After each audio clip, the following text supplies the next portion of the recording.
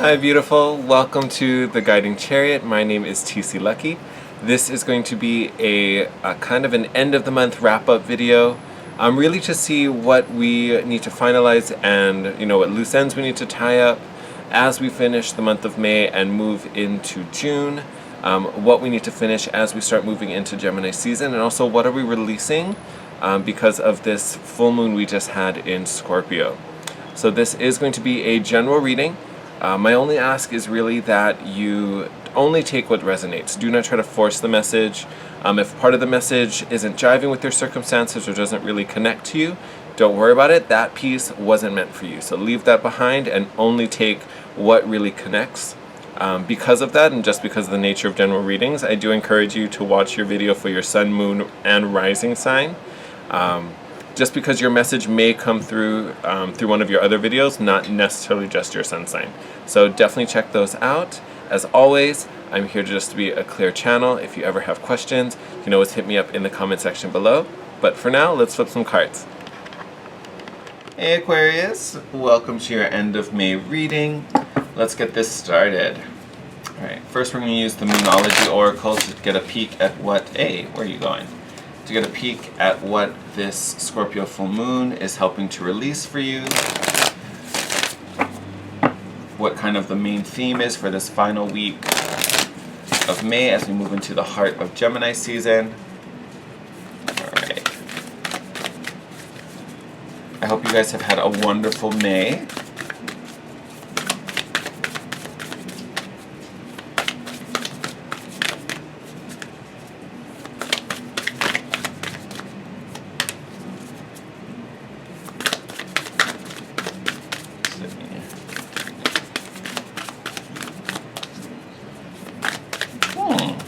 Not feeling very chatty, huh?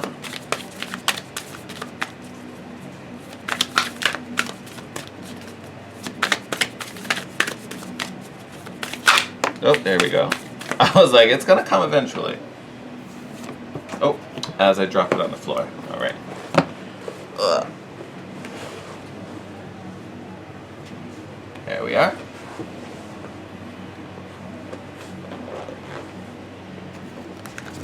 Guys out of the way. So here you are with your oracle card. Message is pretty clear. Full moon in Taurus, your dreams need a practical plan. So interesting, you are the first, let's put it up here. You are the first sign to only get one card. So very clear, very focused message. In fact, here, let's tilt it up here so you can see it. How about that? Can you stand up? Now you will. Haha, there you go. So, very clear, whatever you've been working on, whatever your goals and desires are, it looks like we need a little more structure to them. We need to have a little method to the madness, so to speak. Especially with Taurus. Taurus are they're not risk takers, they're very practical, very opposite of you. Not saying you're a risk taker, but you are definitely one to do things differently. Break the rules, change something up. You're very innovative. I almost wonder if this is almost speaking to having to be a little more traditional, definitely more regimented, which can be a little odd for your sign. You guys are very inventive. It's almost telling you to follow the routine, which not a normal Aquarius thing, not something you can't do. It's just not your first inclination. I almost want to say there may even be a question of commitment coming through and how committed you are to these goals. Is it something that you want to have happen, but it's like you'll be invested for like a week and then next week you have a new goal, and then maybe it's something you always come back to, which shows your commitment, but it's like you need to be consistent with it. It has to be a little more steady. Could also be a thing popping up with Taurus.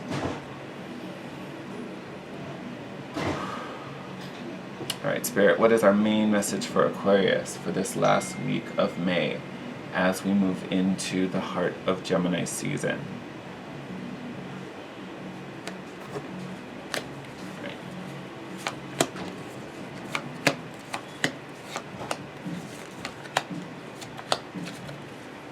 Oh, look at that, bottom of the deck right now. Call. So this is the Judgment card in this deck.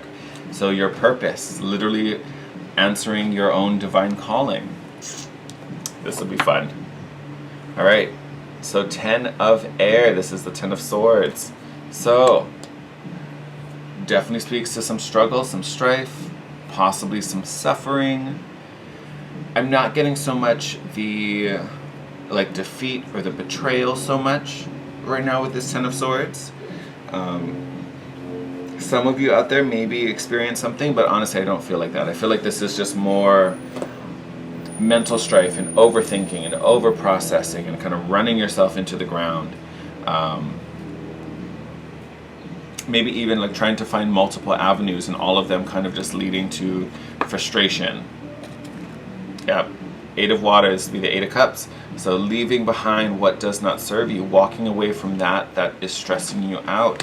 Whatever is feeling like a wild goose chase, whatever is feeling like some just kind of flyby fancy.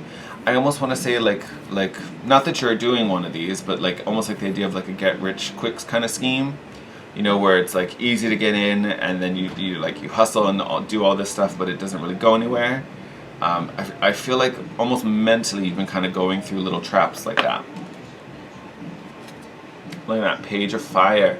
So again, this is kind of what we're talking about with the Taurus, that spark, that motivation, that inspiration. This is that divine little ignition that starts every idea, every blessing. Page of Fire is all about that like inner flame, that desire, that spark that like gets you to move.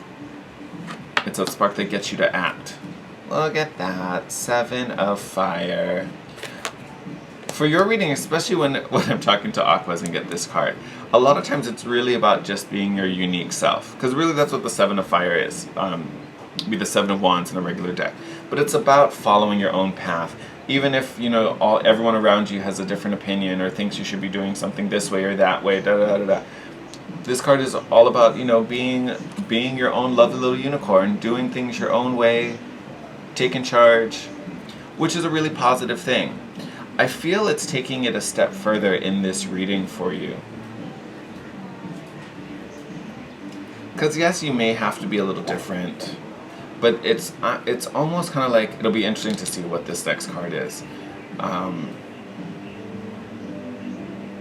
Because I almost feel like this is really a break from this 10 of Swords. This, you know, the overthinking, the overplanning, trying to do so many things and have so many outlets when really you just need to pick the one that really is aligned with you. And I feel for some of you out there, this may be a harder path to take. Like, how do I put this? So think of like a job. Like you could take the job that's secure, pays well, is consistent, but what you really want to do is be like the circus performer. You know what I mean? Like this is the card that's saying like, hey, just do you. You don't have to fit the norm or you don't have to fit the plan. Like, do what you want to do that makes you happy. Yeah, 7 of Earth. So patience, steadiness, waiting for harvest. This is making me think of this Taurus card. One, because they share the earth element, but this is patience, and this is, in a way, it is commitment, because it's not like you're going to plant this crop and then walk away. Like, you know, you have to water it, you have to tend to it, you know, you've done all this work to till the soil and all that stuff. You know, you're not just going to walk away before you actually get to harvest all this, you know, fruit or veg, you know, whatever it is. I kind of feel like that's what I'm getting with the Taurus card. So there's this kind of, actually, you know, before I link them all together, let's get the last one so we can just do them all together. Look at that. 7 of Swords. Interesting energy to come out under the Page of Fire. Very, very interesting.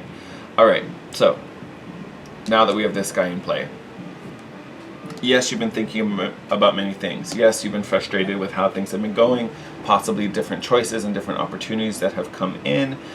Honestly, I feel like that's because you've been picking, you know, maybe what is the most practical, if I'm honest. And not necessarily practical in like the traditional sense, practical in the way it's like it's what expected, it's the safer, more consistent option, like that that's kind of what I mean when I say you're choosing the practical one. And then here you have this kind of focus on commitment. And you know what? This commitment may be hard for you, not because you're not willing to commit or able to commit. That is not the case. What is going on here? It's because here's this divine spark, but you've got so many options, or you've been trying so many things. But really, you only need one. You only need to follow this one. That's really the only one you need to follow. Even look, if we took these out of the middle, you have the Ten of Swords opposite the Page of Fire, and then the Seven of Fire opposite the Seven of Air. So it's kind of like logic versus like passion, desire versus, you know, analytical thinking, logic, you know. So it's almost like your heart and your mind are not meeting up. The plan you're creating has nothing to do with your passion, and the desires you have nothing to do with the direction you're heading in. So there's this odd like juxtaposition, and that's why the commitments feels like it's so hard, because you're going down a path which, yes, could lead you to success. Yes, it's going to take care of you and kind of nurture your needs and get you the money and all that kind of stuff. But it kind of feels like the commitment is hard because it's like you're doing something that you're not super passionate about, something that you're not super invested in. You know, and honestly, that's probably why, you know, the call card, the judgment card, is this bottom of the deck. Because the big focus is, what is your passion? Are you actually doing your passion? Are you just doing something that's temporary for now, or just not in alignment? I hope that makes sense.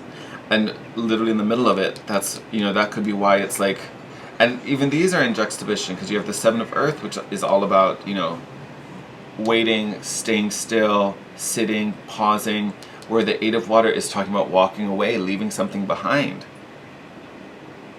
So it's very opposite, this reading for you, but I think it's just because there's some misalignment here, and that's where this really practical plan is. Like, if I'm happy doing this, why am I bothering doing all these other things? I need to find a path forward that is really aligned with what I desire, what I want, and that's where this commitment becomes easier, because it's something you want to do, not something you have to do. All right? I don't want to beat that into the ground, but yes, I would say my biggest suggestion for you as we move into Gemini season, I mean, it's already started, but as we really move into the heart of it, is really about going through a reassessment and realigning. Is what you're doing and what you're, because this feels very work related. It could be multiple things. This could be about finding a partner. This could be your relationship. Like, this could be anything. But it feels very work focused to me. You know, really make sure that what you're doing, what you're committing to, especially if you're trying to build a career, make sure it's really something you have passion for and something you see yourself doing, you know, 5, 10, 15, 20 years in the future. Right? Because that's going to make this commitment super easy, and that's where the planning comes in. What are we setting up to be really doing something that we're passionate about, excited to do, and something we could be doing for a long time? All right. I'm going to wrap up your reading here, Aquarius. As always, sending you my love. Take care. Enjoy this final week of May as we move into June and into summer. Time to have some fun, hit the beach, get some sun. It'll be an exciting time. As always, thank you for supporting me and my channel. I appreciate you. I appreciate the likes, the subscriptions, the comments. Keep the comments coming. I love connecting with you guys. So if you have anything to share, hit me up down below. You can also DM me on Instagram if you want to chat privately at The Guiding Chariot. And as always, if you want to book a private session with me, all that info will be in the description box down below.